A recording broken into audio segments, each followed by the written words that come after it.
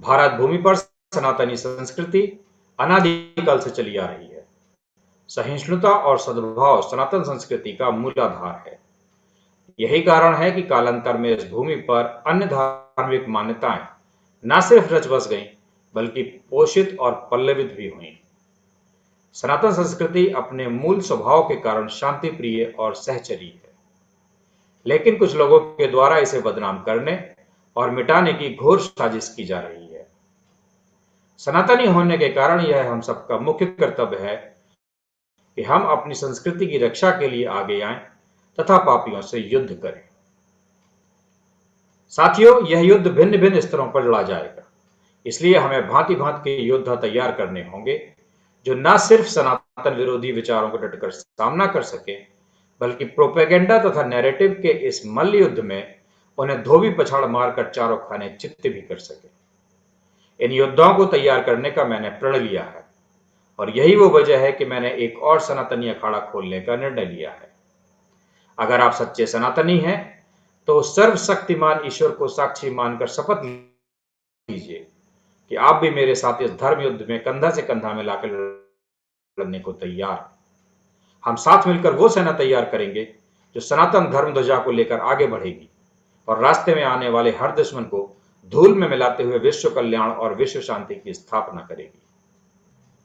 यदा यदा हि धर्मस्य ग्लानिर्भवति भारतः अभ्युत्थानमधर्मस्य तदात्मानं सृजाम्यहम् परित्राणाय साधूनां विनाशाय च दुष्कृतां धर्म संस्थापनार्थाय संभवामि युगे युगे। जय सनातन, जय हिंदू राष्ट्र। जय सनातन, जय हिंदू राष्ट्र, वंदे मातरम। मेरे सभी सनातनी भाइयों बहनों को शोर थोड़ा सा कम हुआ है, लेकिन बंद नहीं हुआ। अगर आपको अभी भी डिस्टर्बेंस आ रहा हो, मेरी आवाज़ क्लियर नहीं आ रही, तो प्लीज़ मुझे बता दें।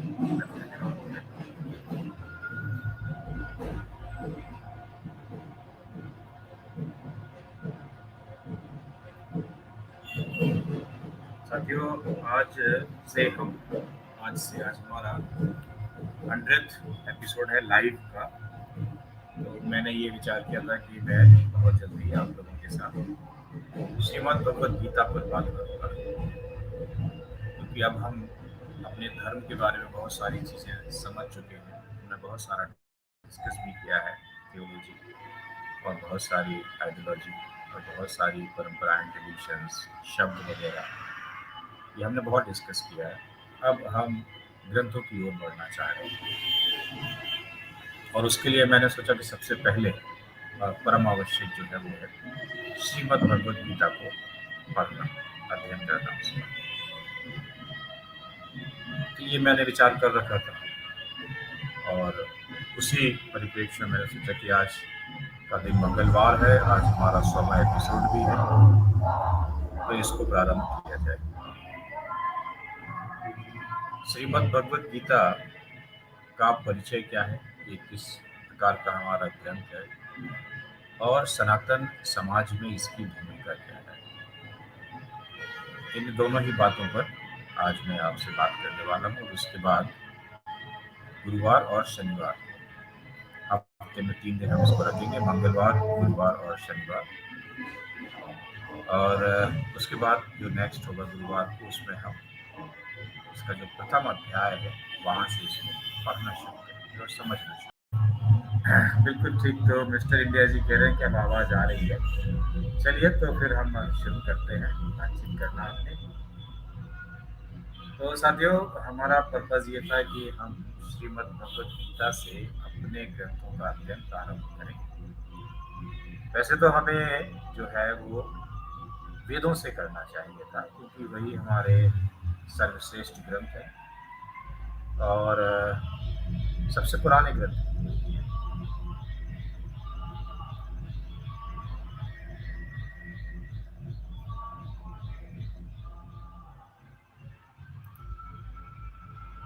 बिल्कुल ठीक कह रहे हैं आप, शादी के बाद मन की शांति ढूंढते कभी आएंगे, और उसी के लिए फिर गीता काम आएगी।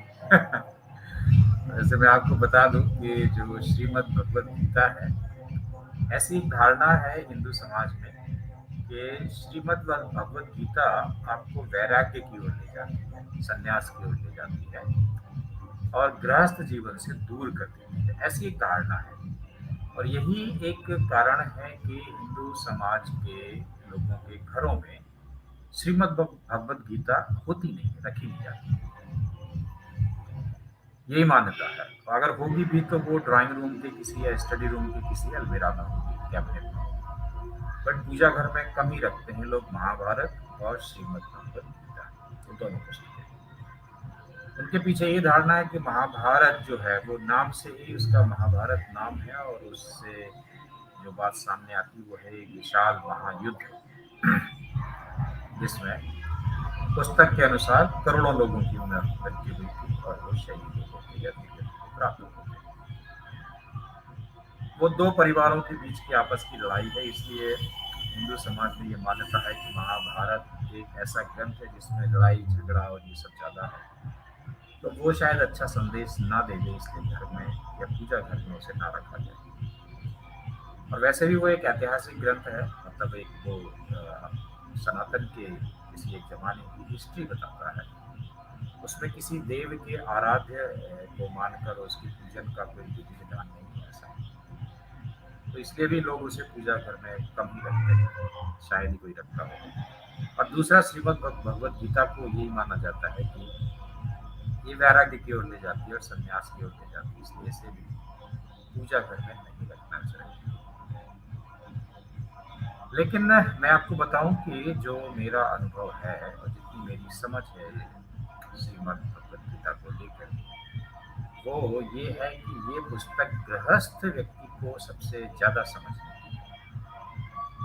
गृहस्थ व्यक्ति के क्या कर्तव्य हैं, क्या आचरण होने चाहिए, कैसे जीवन आप यापन करें, वो आपको बहुत अच्छा मार्गदर्शन है इसके लिए।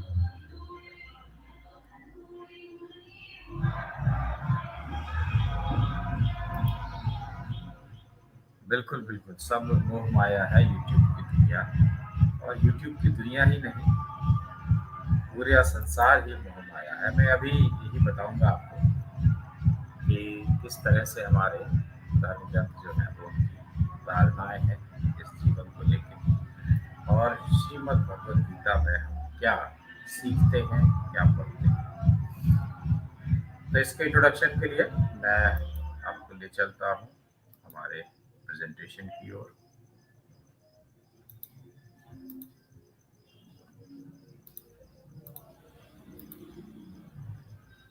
ओके, तो ये साथियों आपको दिख रहा होगा ये प्रेजेंटेशन। और मैं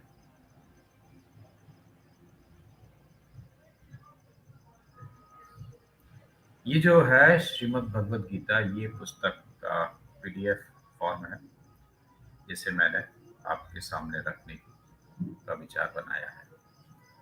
ये शांकर भाष्य हिंदी अनुवाद सहित है।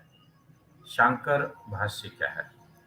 जो आदि शंकराचार्य, हमारे प्रथम शंकराचार्य थे, आदि शंकराचार्य।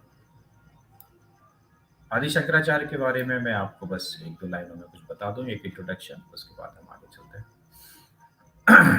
आदि शंकराचार्य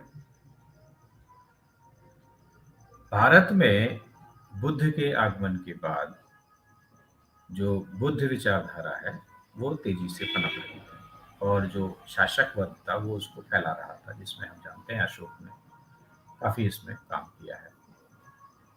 तो बौद्ध विचारधारा की तेजी से फैलने के बाद एक ऐसा समय था 7वीं 8वीं शताब्दी में कि हिंदू और सनातन जो परंपराएं हैं वो समाप्त होने लगी थी और बिखरने भी लगी थी।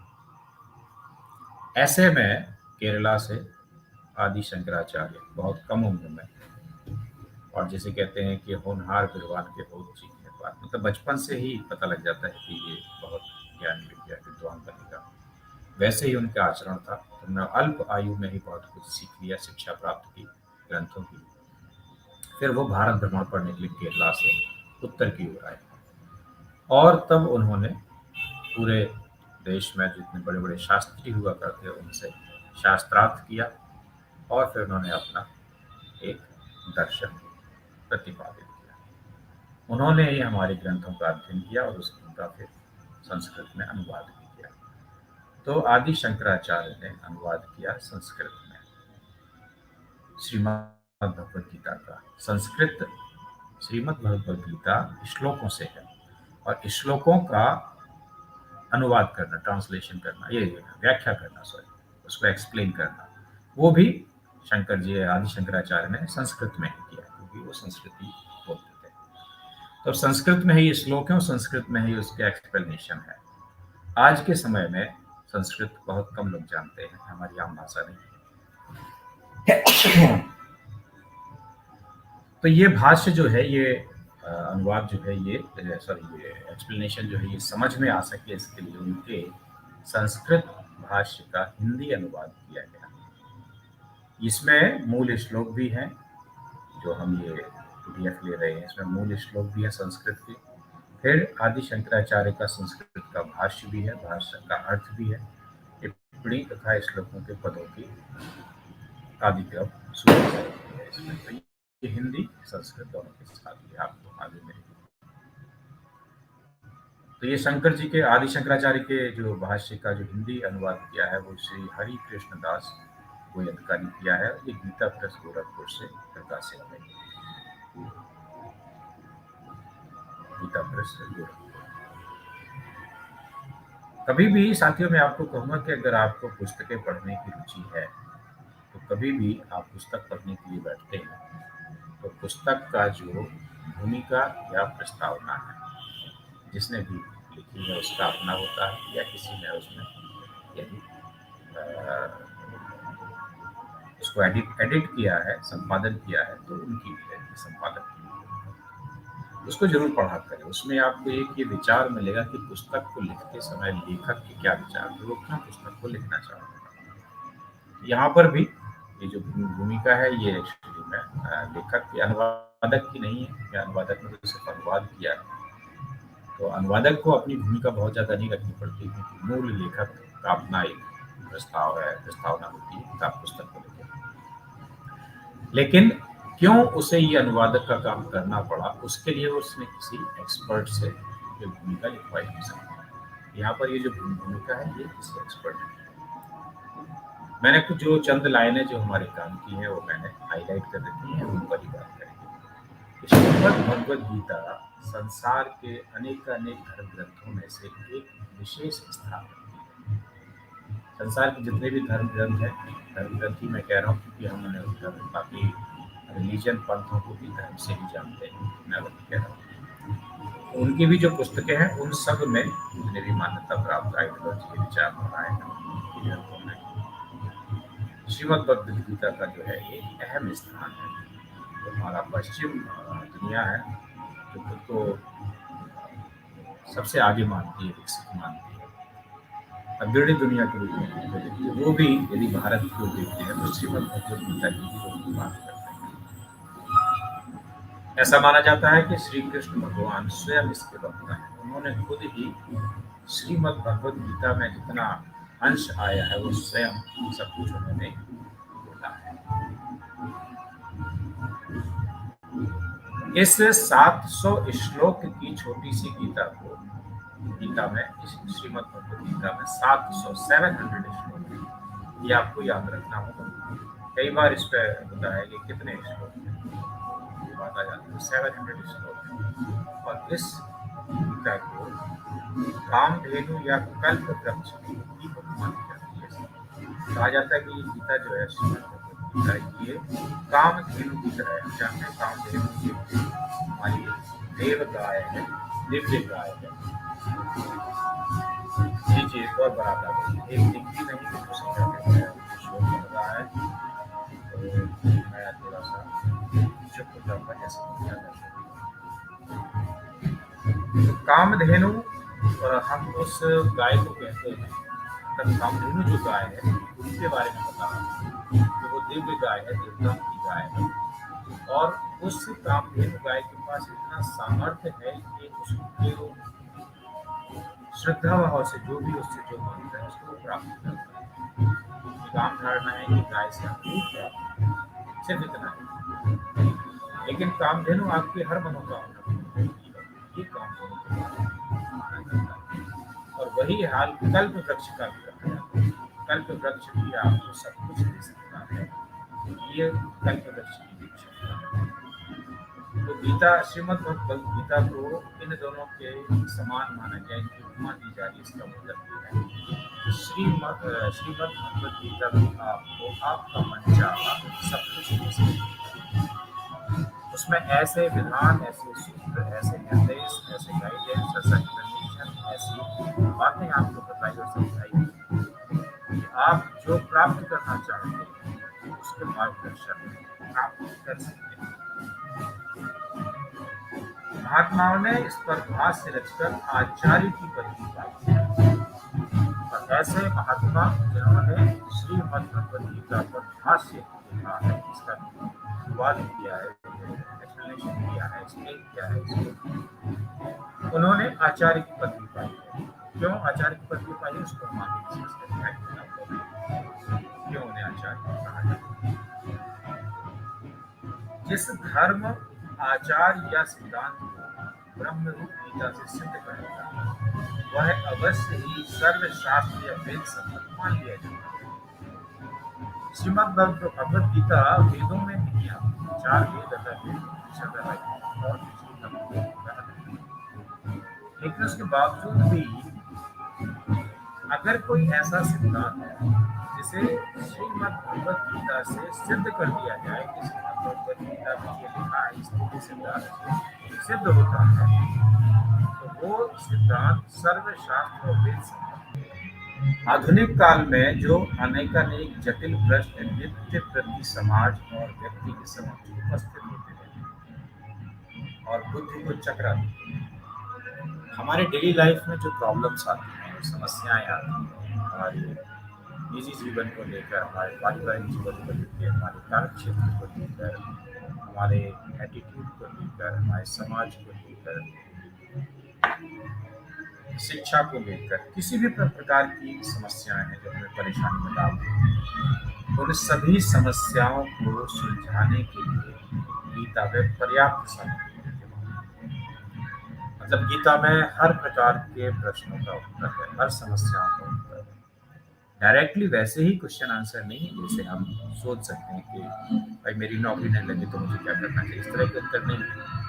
लेकिन यदि आप श्रीमद् भगवद गीता को समझेंगे, पढ़ेंगे अच्छे से, तो आपकी समस्या का समाधान वहाँ पे मिलेगा। ये यहाँ पे कहा जाता है। मतलब मानव जीवन के पूरे दायरा जो है उसका, मानव जीवन का जो दायरा है, एरिया है, जहाँ जहाँ तक हम अपने जीवन में कार्य करते हैं, उन सबको श्रीमद् भगवद गीता में लिया गया और सब पे बात की गई, इसीलिए वहाँ पर उनका समाधान मिल जाता है। शांकर भाष्य का छपा हुआ मूल को सुलभ प्राप्त है, परंतु मूल के साथ ही सरल हिंदी अनुवाद नहीं मिलता। ये कारण है कि ये पुस्तक लिखा गया है, क्योंकि आदि शंकराचार्य का जो भाष्य है संस्कृत में वो तो मिल जाता है, लेकिन उसके साथ ही साथ हिंदी में भी ट्रांसलेशन भी नहीं मिलता।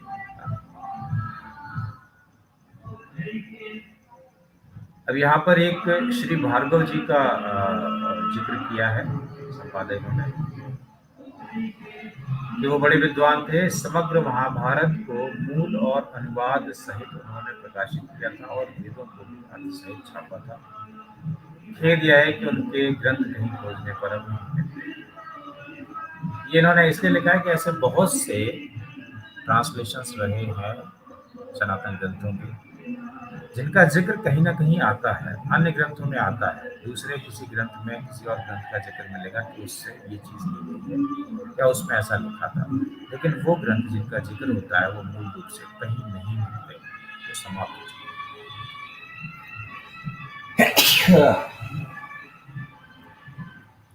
साथियों, ऐसा क्यों है? ये इसलिए हो सकता है क्योंकि हमारे सनातन समाज में श्रुति परंपरा थी।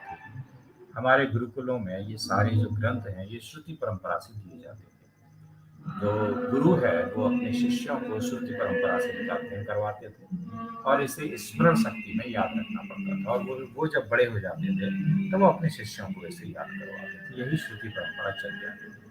कभी भी इनका लेखन नहीं किया गया, इनको लिख के नहीं रखा गया, न ताम्र पत्र पे, न दीवारों पे, न पत्थरों पे। जैसा कि आजकल बहुत सारे बुद्ध मत के लोग हैं जो इसी बात पे पले पड़े रहते हैं कि लिखा दिखाओ, लिखा दिखाओ, इतना तो आता है।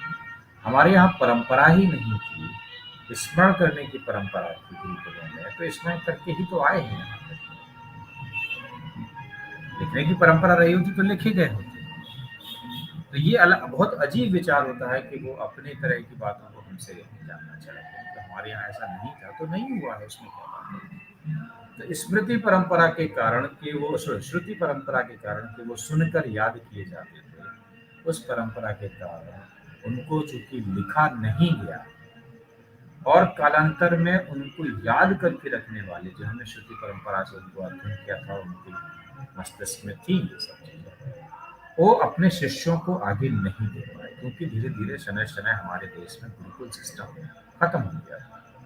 जब गुरुकुल सिस्टम ही नहीं रहेगा तो गुरु के पास जो ज्ञान है वो आगे कैसे जाएगा।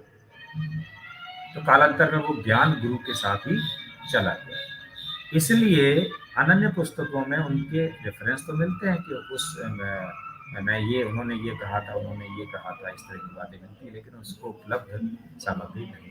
जैसे कि चारवाक दर्शन, चारवाक ने जो कुछ भी कहा सुना होगा उनका आजकल कहीं कोई लिखित नहीं मिलता है। क्यों? क्योंकि उसे उनके फॉलोवर्स ने याद करके रखा हुआ, क्योंकि उसको डॉक्यूमेंट नहीं करने से वो नहीं। ये सनातन समाज के साथ बड़ी समस्या रही है कि हमारे यहाँ ग्रंथों को या ज्ञान को डॉक्यूमेंट नहीं किया गया, उनको कभी पुस्तकों में या चीजों में लिख के नहीं रखा गया।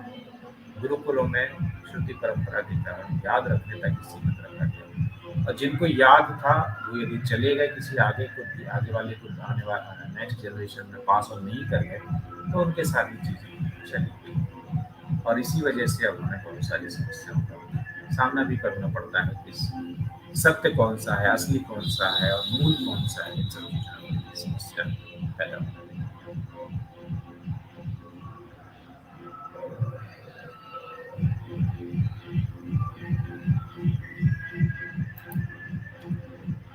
पीयूष जी कह रहे हैं कि कभी, नमस्ते पीयूष जी आपको भी, कभी अमृता नगर की मानस का हंस पुस्तक का विश्लेषण करें। जी अवश्य करेंगे, हम लोग बिल्कुल करेंगे। देखिए, पुस्तक का विश्लेषण करने के लिए पहले पूरी पुस्तक पढ़ना पड़ती है, तब उसका हम विश्लेषण कर सकते हैं। और ये तो हम गीता का पाठ ही करेंगे आप लोगों के साथ बैठकर।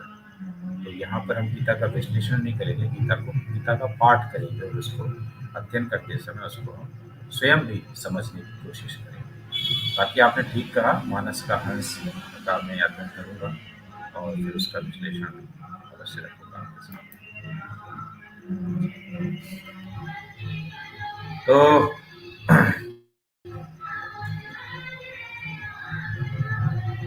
मूल और हिंदी अनुवाद शंकर भाष्य का इससे पहले कहीं प्रकाशित हुआ है, ऐसा नहीं जान पड़ता। तो ये जो लेखक है वो गोयनका जी, उनका ये मानना है कि इस तरह का कार्य शंकर भाष्य का, तभी संस्कृत में भाष्य है उसका, और इसके साथ ही साथ हिंदी ट्रांसलेशन भी अभी तक पहले कभी नहीं हुआ। तो ये प्रथम पुस्तक है जो ऐसा कार्य कर रहे हैं। अब यहाँ पर बात करते हैं कुछ सनातन की मान्यता। अखिल धर्मों का मूल, मतलब सभी धर्मों का मूल, हिंदी लोग वेदों को मानते हैं। हम हिंदू लोग, सनातनी लोग ये मानते हैं कि सभी धर्मों का जो मूल है वो वेद है। ऐसा आप समझ सकते हैं कि कुरान में भी बहुत सारी चीजें ऐसी हैं जो वेदों से निकली हुई मानी जा सकती है। वेदों में हमारे कहा गया है, उसी तरह की कुछ बातें कुरान में, उसी तरह की कुछ बातें बाइबल में, उसी तरह की कुछ बातें अन्य धर्म पुस्तकों में। क्योंकि ये तो इतिहासकार भी मानते हैं कि वर्तमान में जो वेद हैं वो सबसे पुराने ग्रंथ हैं, पुराने कोई ऐसी संकलन चीज़ है, जो संकलित चीज़ है जो विचारों को लेकर, तो वेदों को ही सबसे पुराना संकलन माना जाता है। पुस्तक इसलिए नहीं मैं कह रहा क्योंकि पुस्तक थी नहीं उस समय, लेकिन वेद तो पुस्तक रूप में तो यह भी लिखे गए। वेद तो 5000 साल पुराने हैं, तो वेद सबसे पुराने हैं। वेद स्वतः प्रमाण और ईश्वर वाणी है, ऐसा माना जाता है। स्वतः प्रमाण का मतलब होता है कि वेद खुद कहते हैं कि वो अपने आप में प्रमाण है, वही सच है, ट्रुथ है, ये वेद खुद कहते हैं। जैसे कि कुरान भी यही कहती है, वो ये कहती है कि ये अल्लाह की किताब है, ये अल्लाह ने भेजा हुआ है इसको, और ये अंतिम है। कुरान ही कहती है। कुरान ये भी कहती है कि अब कोई नबी नहीं आएगा, जो मोहम्मद साहब थे वो अंतिम नबी, अब कोई नबी नहीं आएगा। और ये कुरान ये अल्लाह की तरफ से आखिरी गाइडेंस है इस संसार की। वो यही मानते हैं कि दूसरे तो भगवान है ही नहीं, एक ही भगवान है और वो है अल्लाह। तो उनका यही मानना है कि भगवान ऊपर आसमान में एक ही है, वो अल्लाह है, और अल्लाह ने ही ये भेजी है, आखिरी किताब है। इसके बाद अब संसार में कोई किताब नहीं आएगी, कोई नबी नहीं आएगा, ये आखिरी पैगाम है। तो ये कौन कहता है? ये कुरान खुद कहती है। तो कुरान खुद अपना प्रमाण देती है कि मैं ही लास्ट हूँ, मैं ही प्योर हूँ, और मैं ही वर्ड ऑफ गॉड हूँ। वैसे ही हमारे वेद भी कहते हैं और स्वतः प्रमाण देते हैं। और माना जाता है कि ये ईश्वर की वाणी है, क्योंकि ये नहीं कहा जाता है, ना ये माना जाता है कि किसी ने इसको लिखा। वेदों के बारे में कहा जाता है कि ऋषि हैं जो मंत्र दृष्टा ऋषि ऐसे ऋषि हुए जिन्होंने तप से, योग के बल से मंत्र उनके मस्तिष्क में अपने आप आए, उन्हें दृष्ट मतलब उन्हें दिखे मंत्र, देखे तो नहीं, मंत्र ऐसी कोई चीज है देखा जाए, लेकिन आंख बंद करके भी हम चीजों को देखते हैं, अपने मन के अंदर चित्र बनाते हैं। आप आंख बंद करिए और सोचिए, विचार आपके सामने फिल्म जैसे चले जाएगी, तो आप देख ही रहे हैं ना, मन की दृष्टि से भी आप देख रहे होते चीजों को। तो उसी तरह से ऋषियों को भी ईश्वर कृपा से मंत्र आए उनके मन में, और फिर उन्होंने मंत्रों को बोला। इसी को कहते हैं कि ईश्वर कृपा से जो मंत्र दृष्टा वो ऋषि हुए और ये आए ईश्वर की कृपा से, इसलिए ईश्वर की वाणी भी कहा जाता है। वेद की आज्ञा के अनुसार धर्म और अधर्म कार्य का अंतिम निर्णय होता है, वेद के अनुसार ही होता है। ईश्वरीय ज्ञान भी हमको वेद से ही प्राप्त होता है। अन्य धर्म ग्रंथ वेदोक्त और वेद प्रतिपादित धर्म को सुलभ रीति से समझाने के लिए निर्मित हुए। वेदों के बाद जो भी ग्रंथ आए हैं, ब्राह्मण हो, अरण्य हो, मंत्र संहिता हो, या उपनिषद हो, पुराण हो, या श्रीमद् भगवद गीता हो, या रामायण हो, महाभारत हो, या सूत्र हो, है ना, आपस्तम सूत्र हैं, गौतम सूत्र है, बहुत सारे सूत्र हैं, ब्रह्म सूत्र है, ये जितने भी हैं सब जो वेदों के बाद आए हैं, ये क्या है? ये धर्म को सुलभ रीति से, आसान तरीके से समझाने के लिए निर्माण किया गया है, उनको लिखा गया है, ताकि वेदों में जो क्लिष्ट तरीके से, कॉम्प्लेक्स तरीके से समझाया गया है, उसको आसान और सरल बनाने की विधि तैयार करने के लिए अन्य ग्रंथों की रचना की गई, ताकि लोगों को सरल तरीके से समझाया जा सके कि धर्म क्या है। लेकिन इन सभी ग्रंथों का आधार क्या है? वेद ही उनका आधार है। इसलिए ये भी कहा गया है कि अगर बाद के ग्रंथों में कहीं कोई ऐसा कॉन्ट्रडिक्शन आता है कि वेदों में वो चीज अलग लिखी है और दूसरे बाद के ग्रंथों में कुछ अलग लिखी है, उन परिस्थितियों में जो वेदों में लिखा है वही अंतिम और फाइनल माना जाएगा, बाद के ग्रंथों को फाइनल नहीं माना जाएगा, क्योंकि वेद ही मूल आधार है। ये माना जा सकता है कि जो सही लिखा है वो वेदों में है, और जिन्होंने उसके बाद जो ग्रंथ लिखा है उसमें कुछ गड़बड़ी करी हो सकती है, इस वजह से, या हो गई हो, इस वजह से उसमें अंतर आया है। अब वेद के दो भाग हैं, मंत्र और ब्राह्मण। वेद के दो भाग का मतलब वेदों में जो ऋचाएं हैं, मंत्र हैं, उनको दो तरह से आगे ले जाया गया है। एक सेक्शन जिसे मंत्र सेक्शन कहते हैं, ब्राह्मण सेक्शन कहते हैं। मंत्र सेक्शन में मंत्र हैं सारे के सारे, हमें कैसे पढ़ना है, बोलना है, किस काम के लिए कौन से मंत्र है, किस यज्ञ में तो सब। तो ब्राह्मण जो सेक्शन है वो है कर्मकांड क्या है। ब्राह्मण का मतलब पुरोहित किस तरह से उन मंत्रों के आधार पर यज्ञ विधि करवाएंगे, कैसे जो यज्ञ किया जाएगा उसको किस तरह से पूर्ण किया जाएगा, क्यों, कौन सा मंत्र किस यज्ञ के लिए और किस यज्ञ में कौन से मंत्र पढ़े जाएंगे, ये सब जो कार्य है ये ब्राह्मण सब संभालता है। ये कर्मकांड है, वेदों में जो भी कर्मकांड दिया है वो ब्राह्मण के अंतर्गत आता है। और दूसरा ज्ञान कांड है, जिसमें ज्ञान के बारे में बात की गई है। इसी ज्ञान कांड में उपनिषदों की गणना है। उपनिषद भी ज्ञान ही है।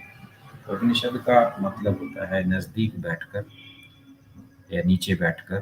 तो गुरु के नीचे चरणों के पास शिष्य बैठा और उसने प्रश्न किए और गुरु ने उनको उत्तर दिए। इस तरह से उपनिषदों की रचना हुई है। प्रश्नोत्तरी तरह इसमें फॉर्म में है, रूप में है उपनिषद। प्राचीन शास्त्र और विद्याओं में प्रायः एक उपनिषद भाग हुआ करता था। यहाँ पर एक चीज समझने वाली जो बात करने वाली, जो भी हमारे प्राचीन शास्त्र होते थे उनमें उनकी जो भी विद्याएं होती उसमें उपनिषद भाग हुआ करता था हर एक प्राचीन शास्त्र में। इस उपनिषद भाग का क्या तात्पर्य होता था कि ये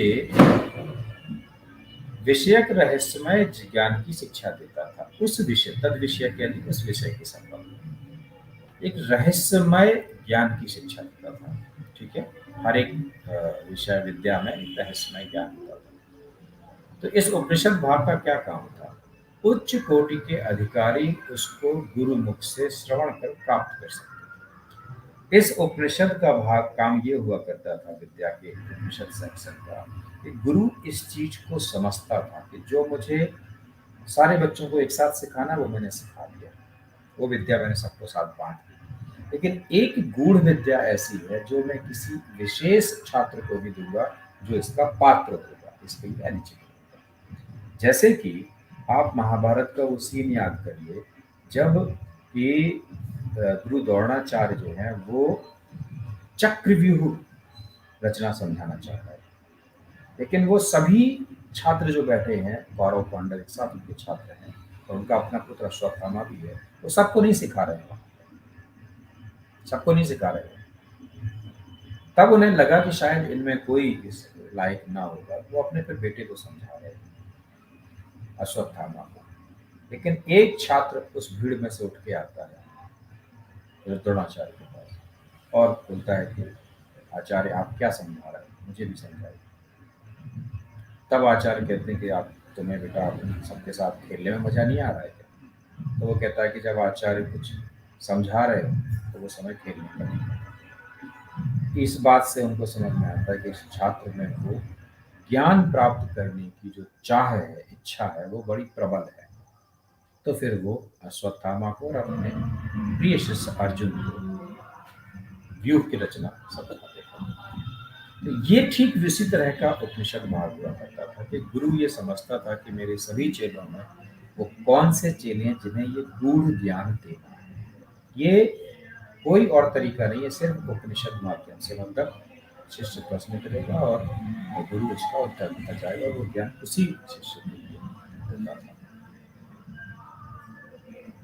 साधारण जिज्ञासुओं को उस रहस्यमय तात्विक ज्ञान का अधिकार नहीं समझा जाता था और उसकी प्राप्ति के लिए गुरु का उपदेश परम आवश्यक माना जाता था। तो गुरु ही ये तय करते थे कि किस शिष्य को ये गूढ़ ज्ञान देना है उपनिषद के माध्यम से। आप लोगों ने भी सुना होगा साथियों कि बहुत सारी हमारे सनातन में परंपराओं में ऐसी गूढ़ विद्याएं थी जो गुरुओं के साथ ही चली गई, क्योंकि उन्हें कोई उचित शिष्य नहीं मिला इस ज्ञान को आगे बढ़ाने का। आप देखेंगे बहुत सारी जड़ी बूटियों को लेकर इतना ज्ञान हुआ करता था एक जमाने में, अब किसी के पास नहीं, क्योंकि जिनके पास वो ज्ञान था उन्होंने कोई उचित शिष्य ही नहीं चुना, उन्हें मिला ही नहीं। तो कोई जो उनसे वो ज्ञान लेना चाहे, उसकी प्रबल इच्छा रखे, तो किसी को यूं ही तो ज्ञान नहीं दिया जा सकता ना। गूढ़ ज्ञान ऐसा तो नहीं है कि आओ बैठो मैं तुम्हें कुछ गूढ़ ज्ञान दे रहा हूँ, दे दो। जब तक उसकी शिष्य की इच्छा नहीं होगी, प्रबल इच्छा, वो गूढ़ ज्ञान उसके मस्तिष्क में घुसेगा ही नहीं। इसलिए वो गूढ़ ज्ञान लोगों के साथ ही चला गया, क्योंकि शिष्य इतने प्रबल इच्छा वाले उन्हें मिले। वेदांत शास्त्र में उपनिषद का इसी प्रकार प्रमुख स्थान है। वेदांत में भी इसी प्रकार उपनिषदों की वैल्यू है, क्योंकि ये भी शिष्य की गूढ़ इच्छा पर ही प्राप्त किया गया। उन्होंने अच्छे अच्छे प्रश्न किए और गुरुओं ने अच्छा अच्छा उसको उत्तर दिया और इस तरह से ज्ञान बेहतर रूप में निकल कर आया। वेदांत क्यों कहते हैं? वेदांत शास्त्र का मतलब है कि वेदों में जो क्लिष्ट भाषा है उसको सरलीकरण करके वेदों का जो सार है वो जिन ग्रंथों में समाहित किया गया है उन्हें वेदांत कहा जाता है। वेदों का अंतिम उपदेश ही वेदांत है। इतना ध्यान रखने की बात है कि गूढ़ विद्या या उपदेश अनअधिकारी को न देने से उसी का कल्याण है। अब यहाँ बहुत सारे लोग ये कहेंगे कि साहब ये तो गलत है, अपने साथी ज्ञान ले गए, दे के क्यों नहीं गए? तो जो एलिजिबल ही नहीं है उस ज्ञान को प्राप्त करने के लिए, उस गुण ज्ञान को, उसको अगर गुण ज्ञान जबरदस्ती दे दिया जाए तो होगा क्या? वो मन से उस ज्ञान को ग्रहण नहीं करेगा, और जब पूरे मन से उस ज्ञान को ग्रहण नहीं करेगा तो वह कचरा ज्ञान ग्रहण करेगा। थोड़ी देर में ध्यान लगाया, उसने सुन लिया, थोड़ा उसका मन चित्त हट गया तो उसने भूल गया, पता नहीं क्या बोल रहे गुरु जी। तो इस तरह का जब अधकचरा ज्ञान, जैसे क्लास में हम बैठे हों और हमारे इंटरेस्ट का पीरियड ना हो तो 40 मिनट में हम कुछ चीज़ें तो सुन लेते हैं टीचर ने क्या बोला, बाकी हम भूल जाते हैं, पता नहीं क्या बोला, हमारे दिमाग में कुछ और कहानी चल रही होती है। तो 40 मिनट में अगर हमने 4 मिनट की ही सुनी है टीचर की बातें और बाकी की 36 मिनट की नहीं सुनी है, तो उस ज्ञान का क्या लाभ? अधकचरा ज्ञान है ना। और अधकचरा ज्ञान क्या करता है ये हम समझ नहीं पाते, अर्थ का अनर्थ कर देता है। तो ऐसे किसी शिष्य को जो उसका अधिकारी नहीं है, उसे गूढ़ ज्ञान ना देना उस शिष्य का ही भला है। अगर उसे वो गूढ़ ज्ञान मिल गया, अधकचरा उसको प्राप्त हुआ और उसका उसने इस्तेमाल किया, दुष्परिणाम निकलेंगे उसके निश्चित तौर पर। और वो दुष्परिणाम किसको नुकसान देंगे? उसी को देंगे जिसने ग्रहण किया है। तो उसको वो नुकसान ना हो इसलिए उसे अधकचरा ज्ञान दिया ही ना जाए। तो जो अनाधिकारी है, जो उसके लिए एलिजिबल नहीं है, उसे गूढ़ ज्ञान न दिया जाए। लेकिन इसके साथ ये भी कहा गया है, स्वार्थवश गुप्त रखना सिद्धांत अनुकूल नहीं था। अगर कोई स्वार्थ के कारण इस ज्ञान को गुप्त रखता है तो भाई ये ज्ञान मैं किसी और को दे दूंगा, मैंने बड़ी मेहनत से प्राप्त किया है, तो इसे सिद्धांत के अनुरूप नहीं माना जाता था और ये आचरण उचित नहीं माना जाता। अब यहाँ पे बात करते हैं कि वेदांत के 3 प्रस्थान हैं। प्रस्थान शब्द क्या है? वेदांत तो समझ में आ गया कि वेदों का जो अंतिम ज्ञान है, सार है, वो वेदांत है। लेकिन वेदांत के 3 प्रस्थान है। यहाँ पर प्रस्थान शब्द क्या है? प्रस्थान का मतलब है एक ऐसी जगह जहां से हम जाते हैं, गुजरते हैं, रास्ता, और वो भी काफी चौड़ा रास्ता, सुगम रास्ता, चौड़ा रास्ता और सही रास्ता। तो वेदांत के 3 रास्ते हैं, 3 प्रस्थान हैं जिनसे हम वेदांत तक पहुंच सकते हैं, यानी जिनसे हम वेदों के सार तक पहुंच सकते हैं। ये 3 में से एक है उपनिषद, दूसरा है गीता और तीसरा है ब्रह्मसूत्र। ये 3 जो हमारी पुस्तकें हैं, उपनिषद एक नहीं है, कई उपनिषद हैं, उनके नाम भी हैं जिन्हें इस ऑथेंटिक उपनिषदों में गिना जाता है। तो उपनिषद हैं कई सारे, एक श्रीमद् भगवत गीता है और एक ब्रह्म सूत्र है जो वेद व्यास जी के द्वारा रचित है। ये 3 जो पुस्तकें हैं, इन 3 पुस्तकों को मिलाकर प्रस्थान कहा जाता है। ये तीनों को ही प्रस्थान में, वेदांत के प्रस्थान में शामिल किया जाता है।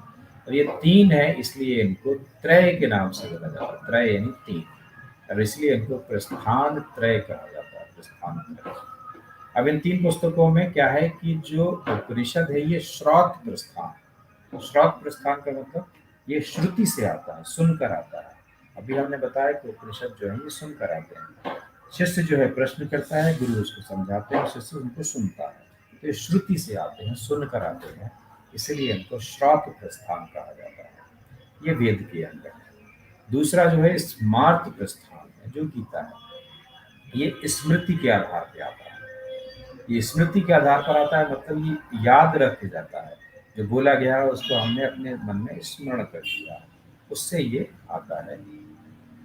हमारे जो युग पुरुष भगवान श्री कृष्ण है, उन्होंने अर्जुन को ये सुनाया और अर्जुन ने इसको स्मृति में रखा, जीवन में उतारा।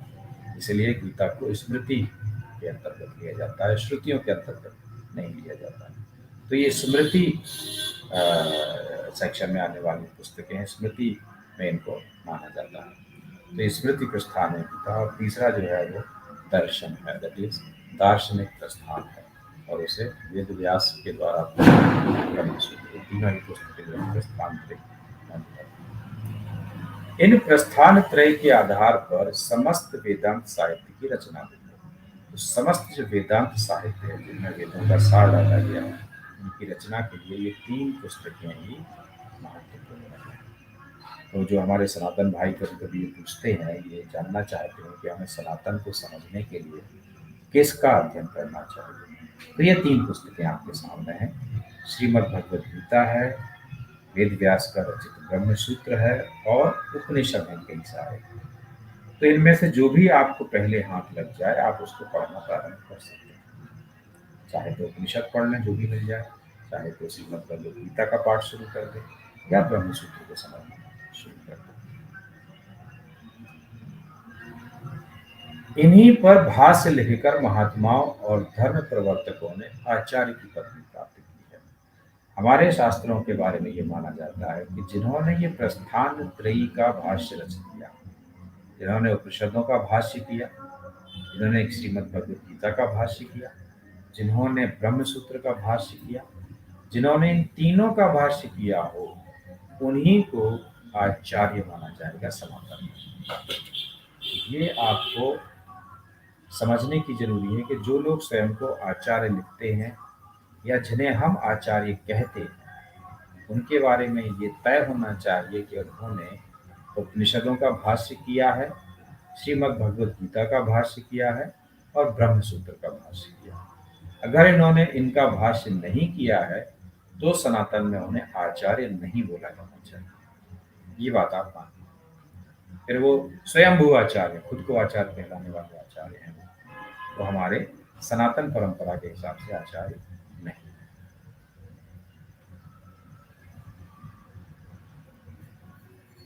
आचार्य का मतलब आप समझिए, आचार्य का मतलब होता है शिक्षक जो पढ़ा सके आपको। और सनातन में धर्म ग्रंथ को पढ़ाने के लिए आपको वेदों का तो अध्ययन हो, वेदों का अध्ययन का मतलब वेदांत का पूरा अध्ययन हो, और वेदांत का पूरा अध्ययन का मतलब है आपको प्रस्थान त्रयी का अध्ययन हो। प्रस्थान त्रयी का अध्ययन आपको तभी होगा जब आपने उसको पढ़ के उसका भाष्य किया होगा। भाष्य करने का मतलब है आपने एक कविता पढ़ी, 4 लाइनें पढ़ ली आपने, ठीक है। अभी 4 लाइनें पढ़ ली लेकिन उसका ट्रांसलेशन नहीं किया आपने, उसका अनुवाद नहीं किया आपने, उन पंक्तियों का, उनकी व्याख्या नहीं किया आपने। पढ़ने को तो आपने पढ़ लिया बट व्याख्या नहीं कर पाए आप। अगर आप व्याख्या नहीं कर पाए तो आपने समझे ही नहीं है। फिर जैसे कि कुरान को पढ़ने वाले, अरबी में लिखा हुआ कुरान हिंदुस्तान के मुसलमान पढ़ लेते हैं, उन्हें रटा दिया गया है कि ये ऐसे पढ़ना है, लेकिन उसकी व्याख्या नहीं कर सकते। उसके लिए उन्हें या तो उर्दू या हिंदी चाहिए या अंग्रेजी चाहिए, क्योंकि अरबी उनको आती नहीं। तो फिर क्या पढ़ा? केवल नाम के लिए पढ़ा ना, आपको ज्ञान तो मिला नहीं उसका।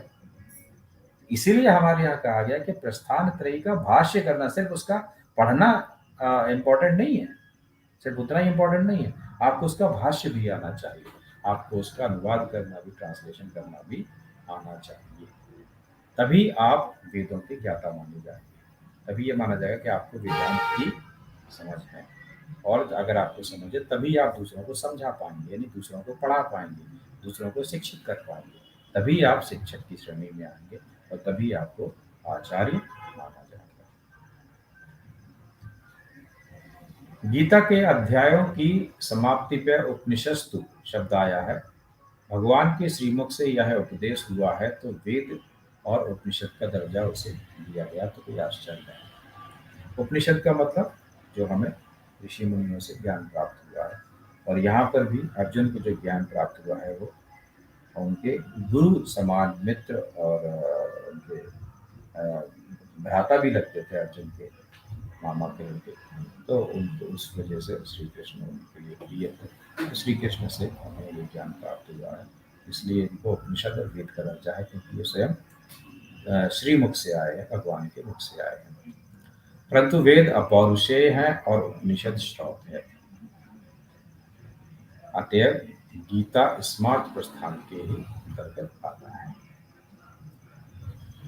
गीता का अध्ययन स्वतंत्र रूप से बहुत कम हुआ है।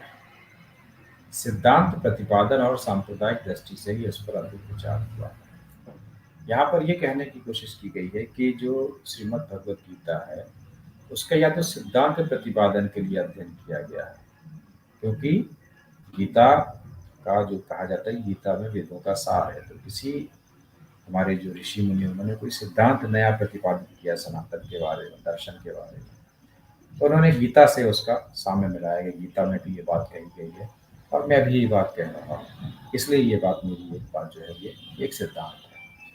तो गीता से एक तरह का कहना चाहिए कि वैलिडेशन लेने के लिए, गीता में भी है वही बात मैं भी कह रहा हूँ, इसलिए ये बात बड़ी, मेरी जो मैं बात कह रहा हूँ बड़ी महान है, क्योंकि गीता में भी वही बात कही गई है।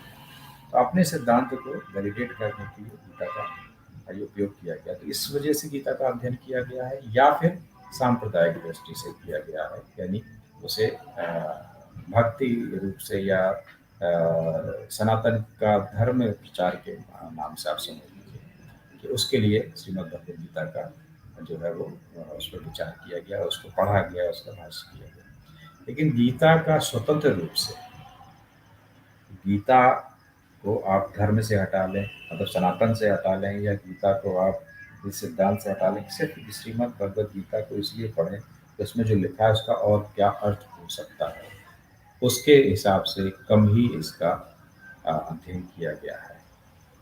ऐसा इन साहब का लिखना। देखिए इसके पीछे क्या इनका लॉजिक है, वो भी तो आगे आपको बताएंगे।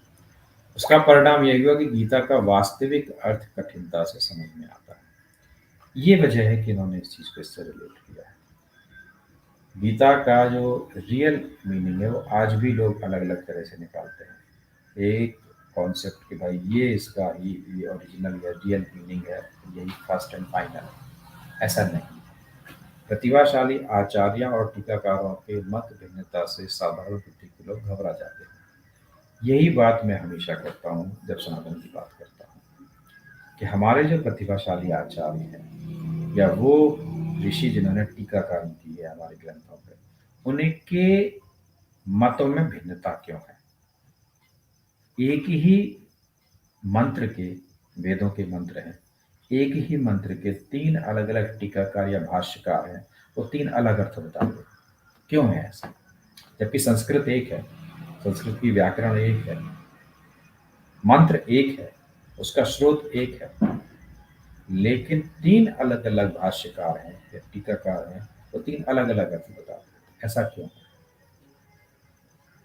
यही एक वजह है कि हमारे जो आचार्य हैं वो अपने हिसाब से उसका व्याख्या करने के लिए स्वतंत्र होते हैं।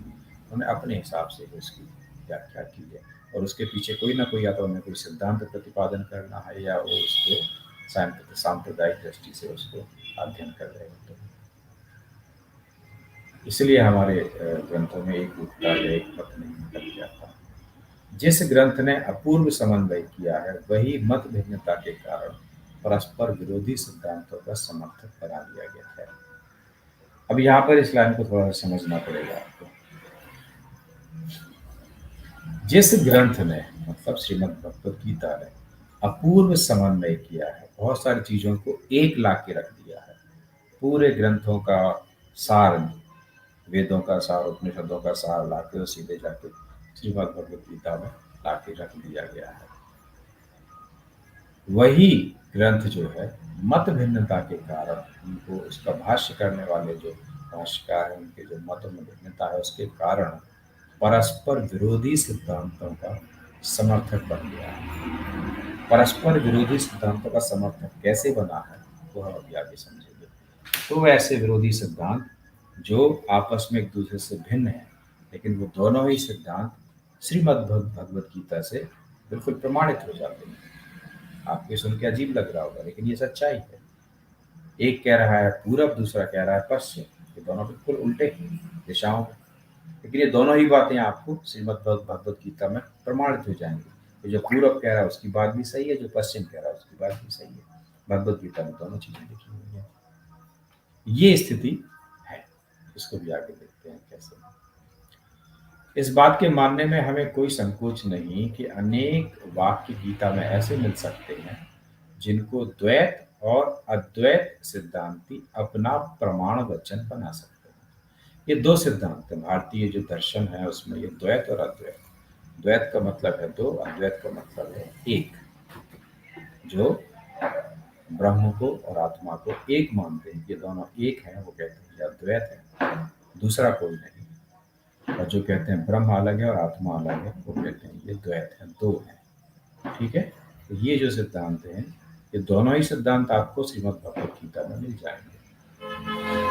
गीता के कई मार्मिक श्लोक दोनों पक्षों के समर्थक समझे जा सकते हैं। कई ऐसे श्लोक हैं, इन दोनों, कोई एक श्लोक होगा जो द्वैत को पक्ष में समझ में आएगा, और कोई श्लोक होगा जो अद्वैत के साथ समर्थन में खड़ा होगा। ये कैसे हो सकता है, आप खुद सोचिए। ये इसलिए हो सकता है क्योंकि गीता का जो भाष्य किया गया है, समझा गया है लोगों के द्वारा, वो इसी तरह समझा गया। किसी ने उसको कुछ समझा, किसी ने उसको कुछ समझा। तो ओरिजिनली जिस रूप में गीता लिखी बोली गई थी भगवान श्री कृष्ण के द्वारा, उस रूप में शायद आज तक कोई उसको समझ ही नहीं सका है। सबने अपने सिद्धांत के हिसाब से, जिसने द्वैत का प्रतिपादन किया है, उसने श्रीमद् भगवत गीता में से कुछ श्लोक द्वैत के समर्थन में निकाल लिया, उनका जो भाष्य द्वैत के समर्थन में निकाल लिया। जिन्होंने अद्वैत का प्रतिपादन किया, उन्होंने श्रीमद् भगवत गीता से कुछ श्लोक अद्वैत के समर्थन में निकाल लिए कि इनका अर्थ जो है वो अद्वैत का समर्थन करता है। यही हुआ है। अपने अपने सिद्धांतों को सिद्ध करने के लिए श्रीमद् भगवत गीता का उपयोग किया गया है। श्री शंकराचार्य से पूर्व जो गीता पर भाष्य लिखे गए, उनमें से अब एक भी नहीं मिलता।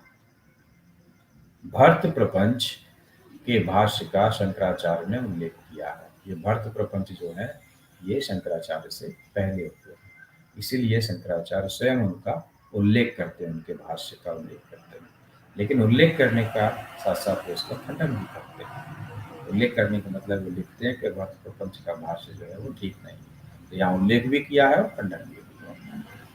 भर्त प्रपंच के अनुसार कर्म और ज्ञान दोनों से मिलकर मोक्ष की प्राप्ति होती है। मतलब मोक्ष प्राप्त करना है तो आपको कर्म भी करना पड़ेगा और आपको ज्ञान भी होना चाहिए। ये भर्त प्रपंच का मानना था। लेकिन आदि शंकराचार्य कहते हैं केवल शुद्ध ज्ञान से ही मोक्ष की प्राप्ति होगी, आपको कर्म करने की आवश्यकता नहीं है। आप ज्ञान प्राप्त कर लीजिए, उसी से आपको मोक्ष की प्राप्ति हो जाएगी। ये अंतर है भर्त प्रपंच में और शंकराचार्य के दर्शन में। यही भेद एकायन संप्रदाय और उपनिषद में भी है। एकायन मत में आत्मा परमेश्वर का अंश है। आत्मा जो है परमेश्वर का अंश है, उसका एक हिस्सा है और उसके आश्रित है। अंश है मतलब अलग है उससे। ठीक है, जैसे आप अंश है, किसी चीज का अंश है तो उसमें से एक हिस्सा निकाल के अलग कर देते हैं तो वो अंश कहलाता है। अगर वो हिस्सा उसी में रहेगा, मूल में रहेगा, तो फिर वो अंश नहीं कहलाएगा, वो तो मूल ही कहलाएगा। तो अंश हमेशा बाहर होता है। तो एकायन मत के अनुसार आत्मा जो है वो परमेश्वर का अंश है, इसलिए परमेश्वर से वो अलग है, लेकिन परमेश्वर के अधीन है, उस पर ही आश्रित है। उससे अलग जरूर है पर उससे भिन्न नहीं है, उस पर आश्रित है पूरी तरह से। उपनिषद आत्मा और ब्रह्म की अभिन्नता निरूपण करते। उपनिषद कहते हैं ब्रह्म और आत्मा ये भिन्न नहीं है, ये अभिन्न है। मतलब जैसे हम कहते हैं ना, भारत का अभिन्न अंग है, मतलब ये हमसे अलग नहीं है, हमारा है। तो वही चीज है कि आत्मा और ब्रह्म दोनों एक ही है। उपनिषद में ज्ञान मोक्ष का साधन है। यहाँ पर मोक्ष के लिए ज्ञान की आवश्यकता है, जो कि आदि शंकराचार्य भी वही कहते हैं कि ज्ञान से ही मोक्ष प्राप्त होगा। जबकि एकायन क्या कहते हैं, प्रपत्ति से मोक्ष मिलता है। और गीता में स्पष्ट ऐसे वचन है कि जीव ईश्वर का सनातन अंश है और ईश्वर की शरणागति और आश्रय से ही उसका कल्याण है। उपनिषद के अनुसार प्रकृति मिथ्या है। उपनिषद कहते हैं जो संसार है ये मिथ्या है। जैसे कि अभी शुरुआत में कोहराम जी मिथ्या कह रहे थे, यूट्यूब सब मोह माया है, वैसे ही ये संसार जो है वो एक मिथ्या है। मिथ्या मतलब झूठ है। और एकायन प्रकृति को नित्य परंतु परमेश्वर के अधीन मानते हैं। एकायन कहते हैं जो प्रकृति है वो नित्य है, कंटिन्यूस है, परंतु परमेश्वर के अधीन है। तो जो प्रकृति है, नेचर है, ये कंटिन्यूटी में है, ये कभी ना इसका स्टार्ट है ना कभी एंड है, ये कंटिन्यूसली चलते रहता है, लेकिन ये परमेश्वर के अधीन है। जबकि उपनिषद कहते हैं कि प्रकृति नाम की कोई चीज नहीं है, तो मिथ्या है, झूठ है, ये है ही नहीं, एग्जिस्ट ही नहीं करती है। तो क्या आदि अनंत की बात ही नहीं आएगी, क्योंकि एग्जिस्ट ही नहीं करती है। इस तरह का अंतर जो है ये गायन और उपनिषदों में अंतर है। उपनिषद के अनुसार ज्ञानी के लिए प्रकृति विलीन हो जाती है और एकायन का मत है ज्ञानी प्रकृति के खेल को देखा करता है। अब यहाँ पर दो चीजें हैं, फिर से अंतर है। उपनिषद कहते हैं कि जो ज्ञानी व्यक्ति है, जिसके पास नॉलेज आ जाती है, उसके लिए प्रकृति विलीन हो जाती है, उसके सामने प्रकृति होती ही नहीं है। वो पहले ही कह रहे हैं कि वो मिथ्या है, मतलब झूठ है। अगर आपको झूठ है और फिर भी दिख रही है, इसका मतलब अभी आपको ज्ञान की पूरी कमी है। जैसे ही आपको पूरा ज्ञान आ जाएगा तो प्रकृति आपकी आंखों से विलीन हो जाएगी, आपको प्रकृति दिखाई नहीं देगी। फिर आपको क्या दिखाई देगा? आपको सिर्फ ब्रह्म दिखाई देगा, ओनली द अल्टीमेट ट्रुथ, वो दिखाई देगा आपको। लेकिन एकायन कहते हैं कि ज्ञानी प्रकृति के खेल को देखा करता है, मतलब जो ज्ञानी होता है वो प्रकृति को समझ जाता है, अंडरस्टैंड कर लेता है, और उसको सब समझ में आने लगता है कि ये क्यों हो रहा है, इसके पीछे का लॉजिक क्या है। प्रकृति उसके सामने से गायब नहीं होती है, रहती है, लेकिन वो प्रकृति को समझ जाता है, उसके बढ़ावे में पड़ता नहीं है। वैसे तो शंकर का सिद्धांत विस्तृत रूप से प्रतिपादन ब्रह्मसूत्र के शारीरिक नामक भाष्य में किया गया है, परंतु गीता भाष्य से भी वह भली प्रकार अवगत हो जाता है। आदि शंकराचार्य का जो सिद्धांत है वो ब्रह्मसूत्र के शारीरिक नामक भाष्य में किया गया है। ब्रह्मसूत्र का शारीरिक भाष्य है, उसमें आदि शंकराचार्य का सिद्धांत है, लेकिन यहाँ पर गीता भाष्य में भी उनके सिद्धांत को मिल जाता है, हमें मिलेगा। इसमें सिद्धांत अति संक्षेप में यह है, जो आदि शंकराचार्य का सिद्धांत है, जो हमें श्रीमद् भगवद गीता में जो उनका ही भाष्य है हम पढ़ेंगे, इसमें हमें क्या मिलने वाला है। सिद्धांत अति संक्षेप में यह है कि मनुष्य को निष्काम भाव से स्वकर्म में प्रवृत्त रहकर चित्त शुद्ध करना चाहिए। इसका क्या मतलब है? इसका मतलब है ये एक सिद्धांत, एक प्रिंसिपल है, प्रतिपादित किया गया कि ऐसा करने से आपको क्या प्राप्त होगा। करना क्या है कि मनुष्य को निष्काम भाव से, मतलब कोई कामना नहीं हो, आपके मन में कोई इच्छा नहीं हो, बिना किसी इच्छा के, बिना किसी मन में प्राप्ति के कि हमें ये मिलेगा इसलिए मैं ये काम कर रहा हूँ, तो क्या मिलेगा वो हटा दीजिए दिमाग से। अपना काम समझ के कि ये मेरी ड्यूटी है, कार्य है, ये समझ के उसको करिए। तो निष्काम भाव से स्वकर्म, स्वकर्म मतलब अपने द्वारा किए जाने वाला कर्म, मेरी ड्यूटी क्या है, मेरा नैतिक कर्तव्य क्या है, मैं उसे करूं, उसमें प्रवृत्त रहकर, उसमें लगे रहकर चित्त शुद्ध करना चाहिए, मन को शुद्ध करना चाहिए। मन शुद्ध कब होता है? जब मन में विकृतियां नहीं आती हैं। विकृतियां क्या है? वो है लालसा, आपकी कोई इच्छा, कामना, है ना, जो मन को चाहिए, हमारी इंद्रियों की जो चाहते होती है, ये भी चाहिए, वो भी चाहिए। तो इस तरह की इच्छाएं जो है, कामनाएं जो है, वो मन से हटा दीजिए, चित्त शुद्ध हो जाता है। तो आपको बिना किसी इच्छा के अपने कर्म में लगे रहना है और उससे अपने मन को शुद्ध करना है। ये सिद्धांत आदि शंकराचार्य का है। आगे वो कहते हैं कि चित्त शुद्ध करना है तो उसके लिए क्या करना है? चित्त शुद्धि का उपाय ही फलाकांक्षाओं को छोड़कर कर्म करना है। फल की आकांक्षा को छोड़कर, फल की आकांक्षा, क्या मिलेगा ये मन से हटा दीजिए और फिर कर्म कीजिए। इससे ही आपकी चित्त की शुद्धि होगी, मन की शुद्धि होगी। जब तक चित्त शुद्धि ना होगी, जिज्ञासा उत्पन्न नहीं हो सकती। इसको समझेंगे कि जब तक मन की शुद्धि नहीं होगी, मन में विकार होंगे, गलत धारणाएं होंगी, तब तक हमारे मन में जिज्ञासा उत्पन्न नहीं होगी। जिज्ञासा क्या होती है? जिज्ञासा है जील, किसी चीज को सीखने की ललक, जानने की ललक। मुझे कुछ सीखना है, जानना है, उसकी जो ललक है, दैट इज द जिज्ञासा। ये जिज्ञासा कब उत्पन्न होगी? जब मन आपका शुद्ध हो जाएगा। जब मन शुद्ध होगा तो आपको ज्ञान प्राप्त करने की जो इच्छा है वो प्रबल होगी, और बिना जिज्ञासा के मोक्ष की इच्छा ही असंभव है। और जब तक आपके अंदर ज्ञान नहीं आएगा, जिज्ञासा नहीं आएगी ज्ञान प्राप्त करने की, तब तक आप मोक्ष भी प्राप्त नहीं कर पाएंगे। मोक्ष की पहले तो इच्छा करनी पड़ेगी, तब फिर मोक्ष प्राप्त होगा, क्योंकि इच्छा होगी तब आप उसके लिए कार्य करेंगे, तब मोक्ष प्राप्त होगा। और इच्छा कब आएगी? जब जिज्ञासा उत्पन्न होगी। जिज्ञासा कब आएगी? जब चित्त शुद्ध होगा।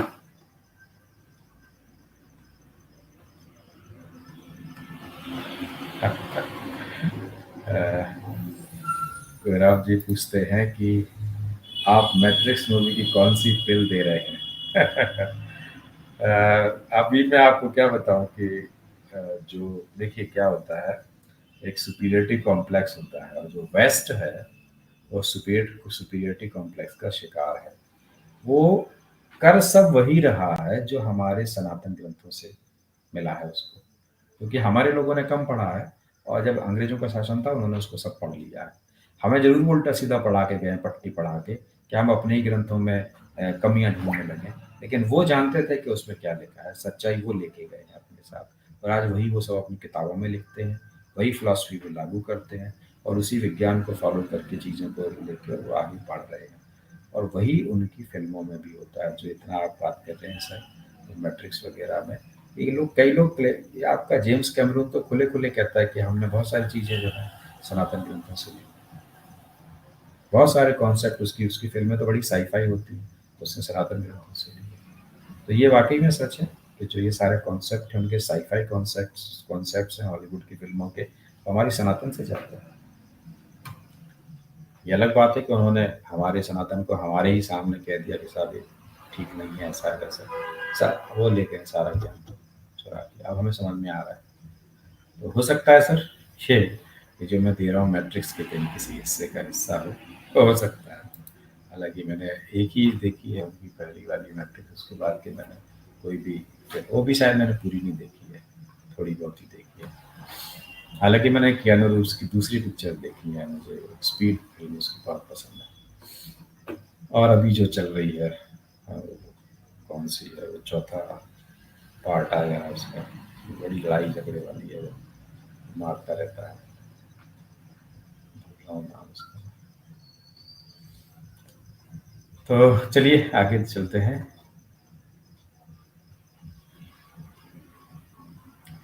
तो बिना जिज्ञासा के आप मोक्ष की इच्छा ही नहीं कर पाएंगे, और जब इच्छा नहीं करेंगे तो फिर आपको उसके लिए आप कार्य भी नहीं करेंगे, और आपको मोक्ष की प्राप्ति भी नहीं होगी। तो ये जो सिद्धांत है ये आदि शंकराचार्य का दिया हुआ है। संसार के सभी पदार्थ अनित्य हैं, और केवल आत्मा उनसे पृथक एवं नित्य है। ऐसा अनुभव होने से विवेक में दृढ़ता होती है, और दृढ़ विवेक से वैराग्य उत्पन्न होता है। अब इस लाइन को समझेंगे। इस लाइन में ये कहा गया कि संसार के सभी पदार्थ जो है अनित्य हैं, केवल आत्मा नित्य है। नित्य का मतलब होता है रेगुलर, कंटिन्यू, रेगुलर, कंटिन्यू। ठीक है, तो जो आत्मा है वही कंटिन्यू है, वही नित्य है, वही हमेशा के लिए है। और बाकी पदार्थ जो है वो अनित्य है, वो हमेशा के लिए नहीं, उनका एक समय है और समय के बाद वो नष्ट हो जाते हैं बाकी पदार्थ, इसलिए वो अनित्य है। और आत्मा कभी नष्ट नहीं होती, इसलिए वो नित्य है, और इसलिए वो इन अनित्य पदार्थों से वो अलग है आत्मा।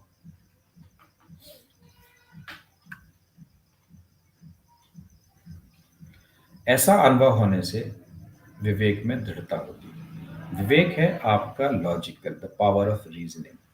तो ये जब आप ये समझने लगते हैं कि जो आत्मा है वो नित्य, बाकी चीजें हैं वो नष्ट हो जाएंगी, तो फिर आप में एक लॉजिक डेवलप हो जाता है इस पूरे क्रिएशन को लेके, पूरी दुनिया को लेके, पूरे संसार को लेके, कि इसमें क्या है जो नश्वर है और क्या है जो नष्ट होने वाला है, क्या है जो कभी नहीं मिटेगा और क्या है जो मिटना है। और जब आप ये समझ जाते हैं तो फिर आप उसी मोह माया से बाहर आ जाते हैं, और आपको समझ में आ जाता है कि सत्य क्या है और असत्य क्या है। और जब आपको सत्य और असत्य की समझ आ जाती है तो फिर आप अपने विवेक के आधार पर उसको समझ लेते हैं, फिर आप वैराग्य आपके अंदर उत्पन्न हो जाता है। वैराग्य क्या है? जो माया का उल्टा है वो वैराग्य, मोह का उल्टा वैराग्य है। मोह किसी चीज की इच्छा करना, और वैराग्य किसी चीज की इच्छा ना करना, सब चीजों को त्याग देना, वो वैराग्य है।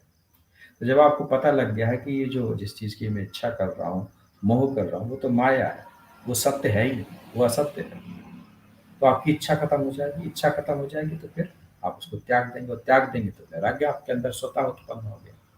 तो ये वो स्थिति में आप आ जाते हैं। लोक परलोक के यावत सुख और भोगों के प्रति पूर्ण विरक्ति बिना वैराग्य दृढ़ नहीं होता। वैराग्य आएगा तभी आप संसार की चीज़ों के जैसे भोगा जाता है उनके प्रति आप विरक्ति या उनके प्रति अलगाव, उनसे दूर होना तभी डेवलप होता है। अनित्य वस्तुओं में वैराग्य मोक्ष का प्रथम कारण है। ठीक है, तो जो चीज़ें हमारे सामने जो फिजिकल चीज़ें हैं, भौतिक चीज़ें हैं, इनसे जो मोक्ष, जब इनसे जो वैराग्य आपका उत्पन्न हो जाता है, इनसे आप दूरी बना लेते हैं, तो फिर आप मोक्ष की ओर बढ़ना प्रारंभ कर देते हैं। इसके पश्चात मोक्ष का कारण तो ज्ञान है, उसका उदय होता है। ये पहले ही बताया गया कि जब आपको इच्छा होगी तो आप मोक्ष की प्राप्ति करेंगे ज्ञान के आधार पर। तो फिर यही चीज़ है कि आपको इसके पश्चात मोक्ष का कारण जो ज्ञान है उसका उदय होता है। ज्ञान प्राप्त होगा तो फिर आप मोक्ष की ओर बढ़ेंगे। बिना विशुद्ध ज्ञान के मोक्ष किसी प्रकार भी नहीं मिल सकता। तो आपको कर्म तो करना ही पड़ेगा, साथ ही साथ ज्ञान की भी आवश्यकता है, तभी आप मोक्ष प्राप्त कर सकते हैं। वही हमने देखा था कि आदि शंकराचार्य जो कह रहे थे वो यही कह रहे थे कि आपको ज्ञान तो प्राप्त करना ही होगा, तभी आप मोक्ष प्राप्त कर सकते हैं।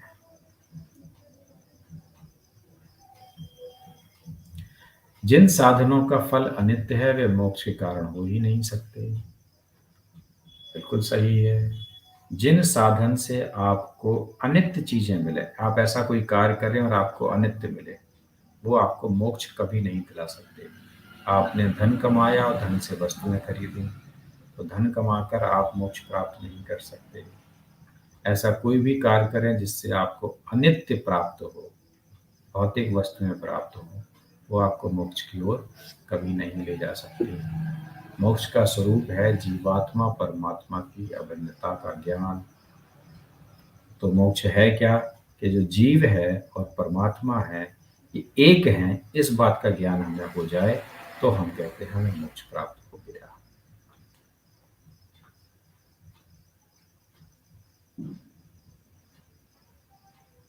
माया अनिर्वचनीय है, ना तो वह सत्य है ना असत है, और जो दोनों ही के धर्म उससे भासते हैं। वास्तव में माया भी मिथ्या है। माया को एक्सप्लेन नहीं किया, माया मीन्स ये संसार, इसको एक्सप्लेन नहीं किया जाता है, नहीं किया जा सकता है। ना तो ये सच है और ना ही ये झूठ है। झूठ इसलिए नहीं है क्योंकि ये हमें दिखाई देती है, हम इसको महसूस करते हैं, और सत्य ये इसलिए नहीं है क्योंकि ये हमेशा के लिए नहीं होती है। इसे आप उसी रूप में देखते हैं जिस रूप में आप इसे देखना चाहते हैं। ये आपके स्वभाव, आपके सोच के अनुसार ये आपको दिखती है, इसलिए ये सच नहीं है। इस पे तो एक साइंस का एक्सपेरिमेंट भी हो चुका है, रे और पार्टिकल वाला। आप लोगों ने शायद कुछ दिन पहले सुना, न्यूज में भी आया था करीब 2-3 महीने पहले। जब विपक्षी दृश्यमान परंतु मिथ्या जगत का कारण आग्रह पूर्वक पूछता है तो माया को, जो स्वयं मिथ्या है, बता दिया जाता है। जब विपक्षी यानी कोई ऐसा जो आपका विरोधी है, आपसे अलग विचार रखता है, दृश्यमान परंतु मिथ्या जगत का कारण आग्रह पूर्वक पूछता है, वो ये पूछता है कि ये जो जगत है, जो दृश्यमान है, दिखती है परंतु मिथ्या है, झूठी है, इसका कारण आग्रह पूर्वक पूछता है कि इसका क्या कारण है कि ये जगत है, हमें दिखता है, भले ही मिथ्या है पर ये हमें दिखता क्यों, अगर ये झूठ है तो भी हमें दिखता क्यों। तो उत्तर जो दिया जाता है उसमें कहा जाता है यही तो माया है। जैसे किसी ने पूछा कि भाई आप कह रहे हैं ये जगत मिथ्या है, ये जगत संसार झूठ है, तो फिर ये जगत हमें दिखाई क्यों देता है, उसने पूछा आपसे। तो क्या उत्तर दिया जाता है, अरे भाई ये झूठ है फिर भी आपको दिख रहा है, यही तो माया है। जो नहीं है फिर भी आपको लगता है, यही तो माया है, और इसीलिए माया बता दिया जाता है इसको। जबकि जो माया है वो स्वयं में झूठ है, माया भी अपने आप में झूठ है। माया का मतलब ही होता है वो जो झूठा, जो नहीं है और दिख है, आप समझे कि है, वह माया है। भगवान शंकराचार्य निवृत्ति मार्ग के उपदेष्टा है और गीता को भी उन्होंने निवृत्ति मार्ग प्रतिपादक ग्रंथ माना है। निवृत्ति मार्ग यानी छोड़ के चलो, छोड़ते चलो। प्रवृत्ति मार्ग यानी उसको करते चलो। उनके मतानुसार संन्यास के बिना मोक्ष प्राप्त नहीं हो सकता। संन्यास करना पड़ेगा, मतलब आपको छोड़ना पड़ेगा, चीजों को छोड़िए, तभी आप मोक्ष की ओर बढ़ेंगे। निवृत्त हो जाइए, इससे निवृत्त हो जाइए, जिम्मेदारियों से निवृत्त हो जाइए, मतलब अलग हो जाइए, दूर हो जाइए उनसे। निवृत्त कहते हैं ना, पर मुझे इस काम से निवृत्त होना है, मतलब उससे अलग होना है, खत्म करना, वो काम खत्म करके उससे अलग होना। निवृत्ति मार्ग यानी छोड़ते जाइए चीजों को, ये भी छोड़िए, वो भी छोड़िए, छोड़िए। और दूसरा है प्रवृत्ति मार्ग, करते जाइए, कर्म वाला मार्ग जो है प्रवृत्ति मार्ग है। तो उनके मत अनुसार संन्यास के बिना मोक्ष प्राप्त नहीं हो सकता। निवृत्त हुए बिना छोड़े यानी संन्यास के बिना आप मोक्ष प्राप्त नहीं कर सकते। ये आदि शंकराचार्य ने कहा। आदि शंकराचार्य की बात हम इसलिए करें कि जो भाष्य है श्रीमद् भगवद गीता का जो हम पढ़ेंगे, ये आदि शंकराचार्य का भाष्य है। तो इस गीता में जो भी बात होगी वो इनके सिद्धांत के अनुसार ही इस भाष्य में हमें मिलेगी। इसको समाप्त करने के बाद जब हम इनका भाष्य पढ़ लेंगे, किसी और ऋषि का, आचार्य का, बड़े आचार्य का, जिनका दूसरा सिद्धांत होगा, उसका भाष्य भी हम पढ़ने की कोशिश करेंगे। और यूं भी गीता को जो है वो 2 या 3 माध्यमों से अध्ययन किया जाता है, कर्म योग माध्यम से, और भक्ति योग माध्यम से, और ध्यान योग माध्यम से। तो वो भी हम देखेंगे। ध्यान योग या ज्ञान योग कह लीजिए उसको, ज्ञान योग माध्यम से, कर्म योग, ज्ञान योग और भक्ति योग माध्यम से गीता का अध्ययन किया जाता है, वो भी हम देखेंगे आगे।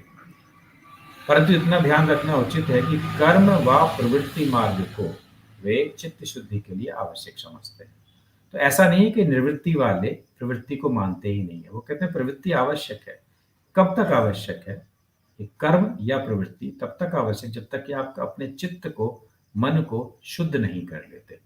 तो चित्त की शुद्धि के लिए, मन की शुद्धि के लिए पहले आपको कर्म और प्रवृत्तियों से गुजरना होगा, और जहाँ से चित्त शुद्धि हो जाती है वहाँ आपकी प्रवृत्तियाँ, कर्म समाप्त हो जाती हैं।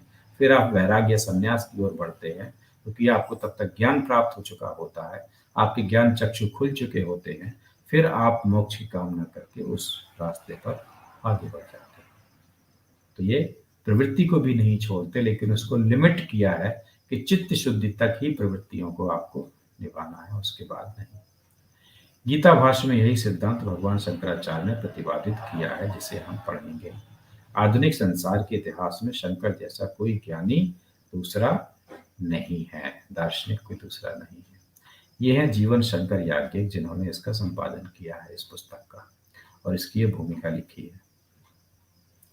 ये काशी हिंदू विश्वविद्यालय, अश्विन शुक्ल 4 संवत 1988।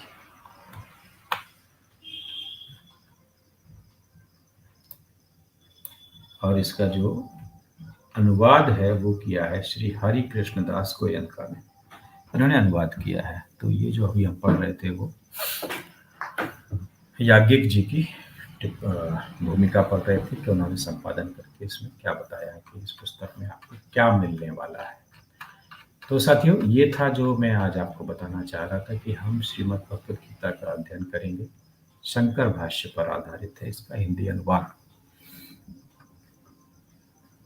और उसमें हम एक मत जो है आदि शंकराचार्य का, उस मत से इसको हम आगे ले जाएंगे। साथियों, मैं एक लिंक दे रहा हूं, अगर कुछ लोग इस पर कोई अपनी बात रखना चाहते हैं श्रीमद् भगवद गीता पे, तो जरूर रखें। लेकिन ऑलरेडी हम 1.5 घंटा हो चुका है, तो मैं चाहूँगा कि हम जल्दी इसको समाप्त भी करेंगे। तो जो लोग जुड़ना चाहें जल्दी से जुड़ जाएं, अगर कुछ उन्हें इस बारे में बात करनी है तो।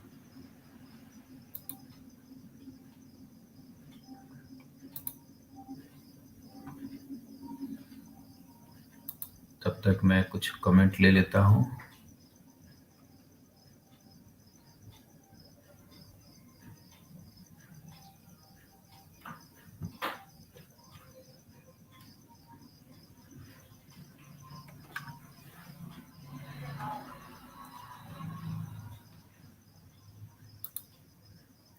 शादी के बाद बेचारा मन की शांति ढूंढने आएगा। ठीक है, सब मोह माया यूट्यूब की दुनिया, बिल्कुल ठीक कह रहे हैं आप कोराम जी। असली महाभारत तो बैकग्राउंड में चल रही है आपके। हाँ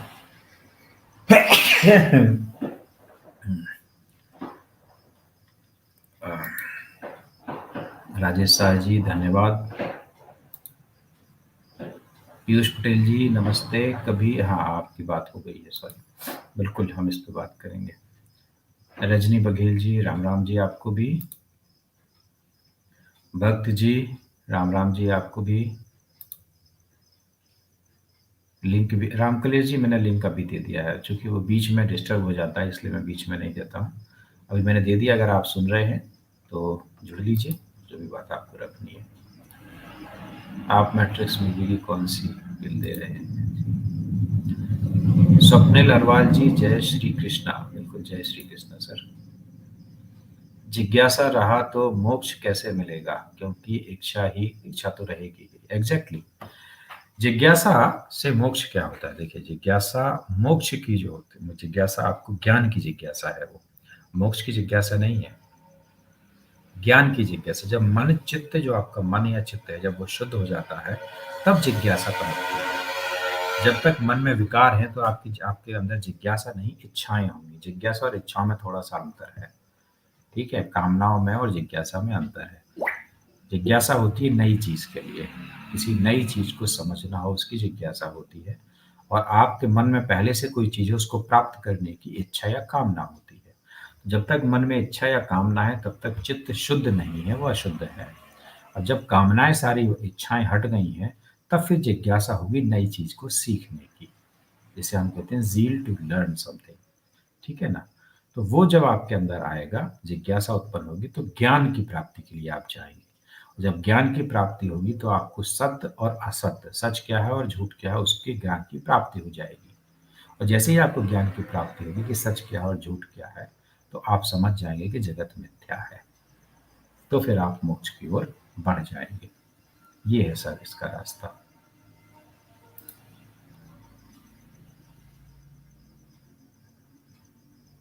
जी रामकलेश जी, मैंने आपको लिंक शेयर कर दी है।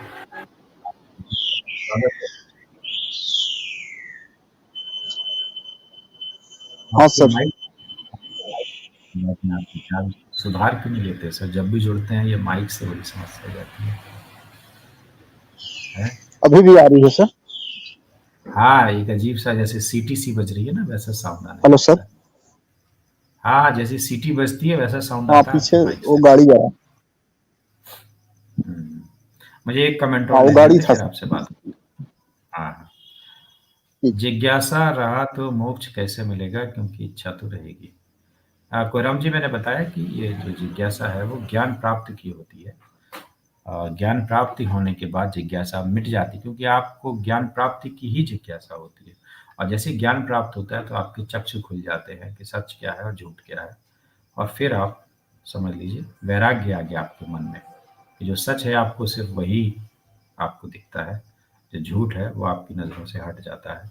और फिर आप मोक्ष प्राप्ति की ओर बढ़ जाते हैं। ज्ञान प्राप्त होने का मतलब आपको सत्य दिख रहा है, और सत्य क्या है? ब्रह्म ही सत्य है। तो आपको ब्रह्म नजर आता है, फिर आप और कुछ रह ही नहीं जाती फिर बात। जिज्ञासा एंड लालसा अलग अलग है। एग्जैक्टली लालसा उस चीज की होती है जो आपके मन में पहले से है कि मुझे पैसे चाहिए, क्योंकि आपको पता है पैसा क्या होता है, तो उसकी आपको लालसा है। लेकिन आपको जिज्ञासा है एक नई, इस पहाड़ी के ऊपर क्या है, उसकी जिज्ञासा है जानने की। जिज्ञासा हमेशा जानने की होती है, कुछ जानना है, उसकी जिज्ञासा होती है। तो नॉलेज को प्राप्त करने की, और नॉलेज के प्राप्त करने की जिज्ञासा का मतलब है कि वो नॉलेज वो चीज़ है जो आपको नहीं पता है, उसी को जानने की जिज्ञासा होगी आपको। और लालसा या इच्छा या कामना हमेशा उस चीज़ की होती है जो आपको पता है पहले से कि वो क्या होता है। जी रामपुर जी, स्वागत है आपका। नमस्कार, कहिए क्या कहना चाहिए। हाँ सर, जय श्री राम सर, जय हिंदू राष्ट्र। जय श्री राम, जय हिंदू राष्ट्र। हाँ सर, वो मैं बहुत दिन से इंतजार कर रहा था सर कि भगवत गीता पर आप कब करेंगे, तो आज आपने कर दिया।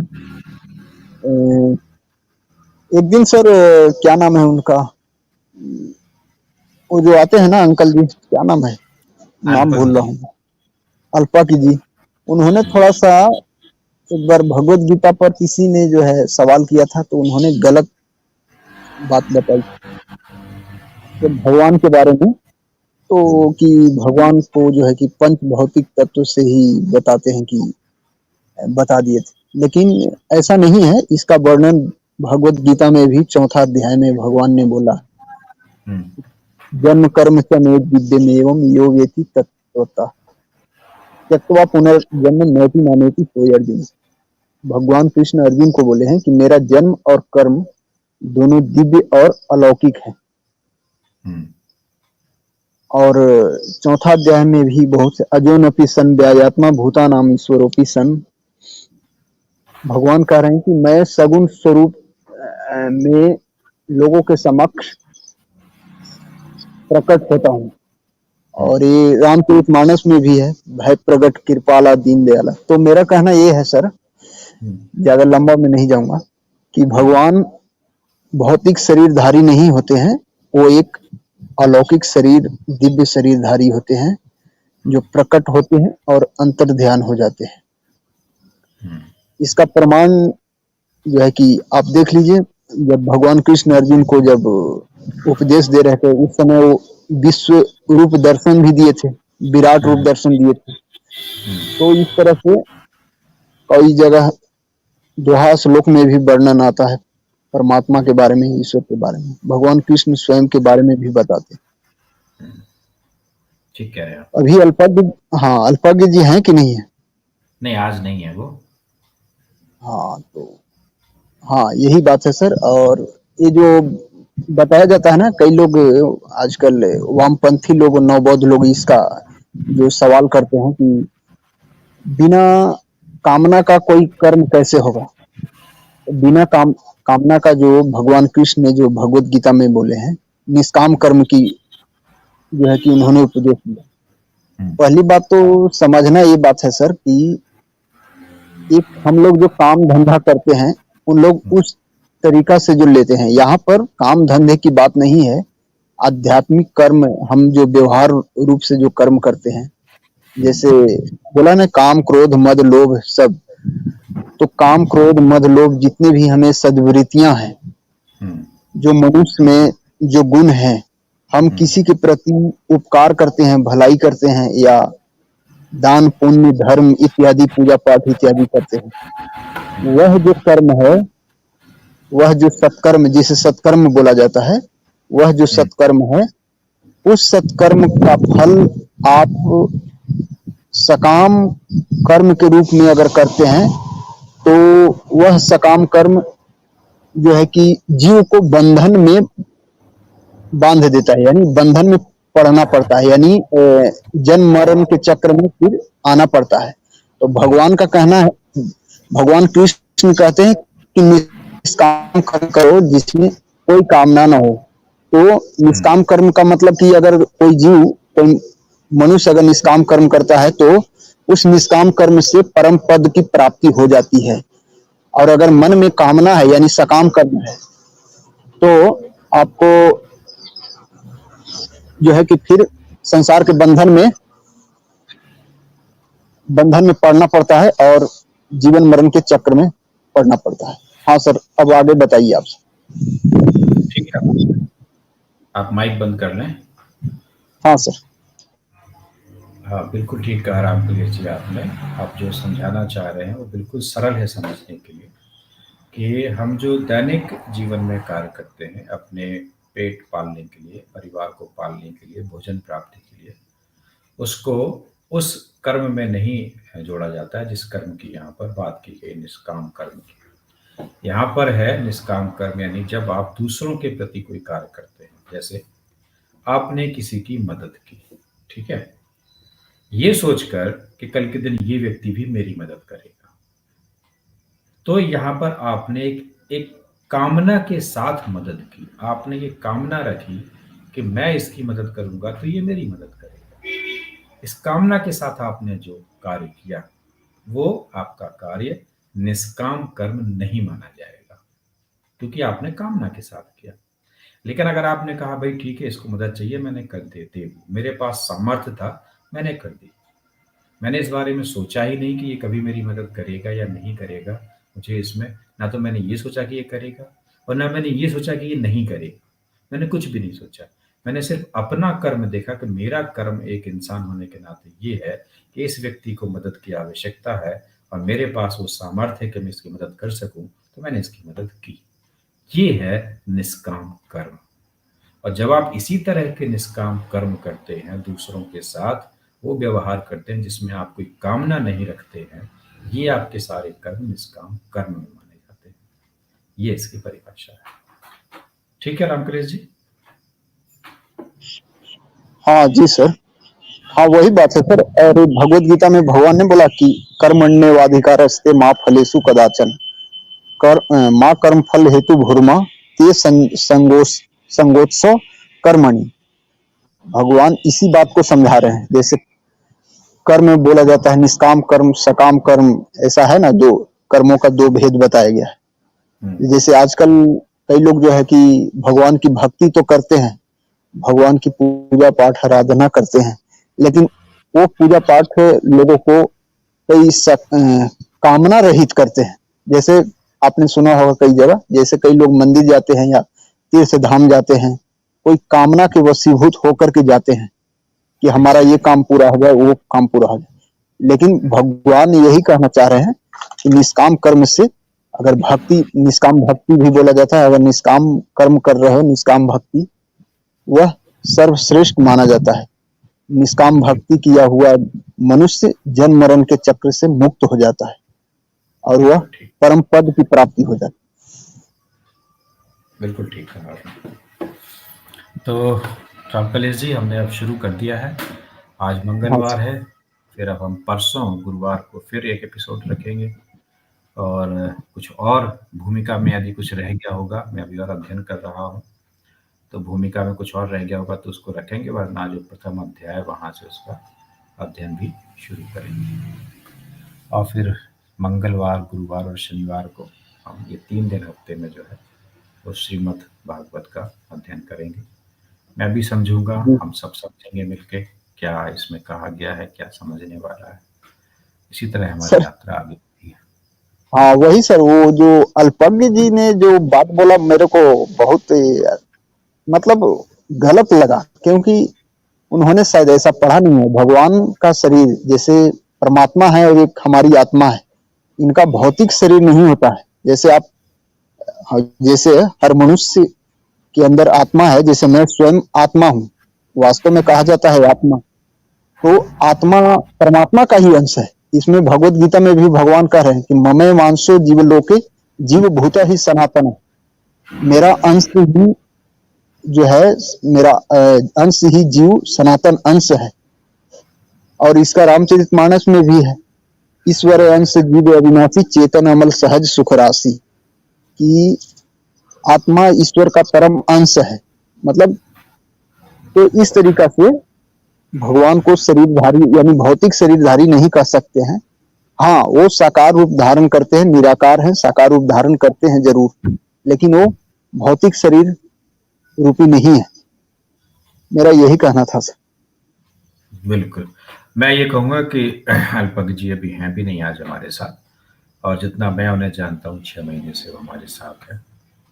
वो ऐसी कोई बात नहीं कहते जो उन्होंने अच्छे से अध्ययन ना की हो। तो हो सकता है जो वो कहना चाह रहे हैं वो आपकी समझ में ना आया हो, या वो अपनी बात पूरी तरह से स्पष्ट ना कर पाए हों। अन्यथा जो आप बात कर रहे हैं इतनी, इससे बहुत ज़्यादा समझ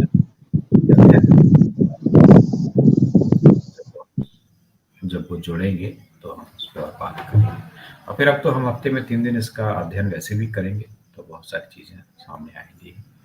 तो कोई बात नहीं, हो सकता है ये भ्रम हो सकता है कि आपको समझने में कहीं त्रुटि रह गई हो, या वो अपनी बात को समझा ना पाए। तो इसको देखेंगे आने वाले समय में।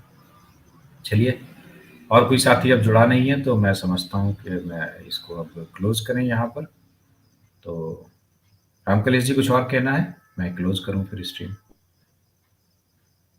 नहीं, कर दीजिए, क्योंकि ऐसे तो कहना था, लेकिन अभी कुछ दिन और सर अल्पा के सर और सब जुड़ेंगे तो फिर और बात होगी, लेकिन टाइम भी ज्यादा हो गया। सो जाइए, मैं तो जैसे अभी खास ड्यूटी में हूँ, इसलिए सर। चलिए, ठीक है। ठीक। तो साथियों, ये जो आज की स्ट्रीम थी, ये हमारी स्ट्रीम इस बात को लेकर थी कि हम एक नई सीरीज जो है वो शुरू कर रहे हैं।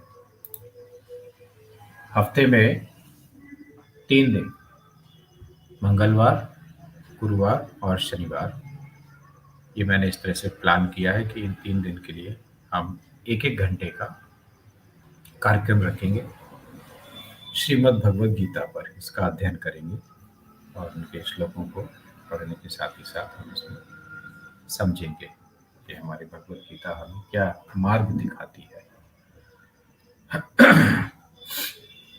इसका प्रारंभ मैंने आज किया है। आज का हमारा 100वां लाइव एपिसोड था और आज मंगलवार भी था, तो मेरी कामना भी थी कि मैं इसे प्रारंभ करूं, तो मैंने किया।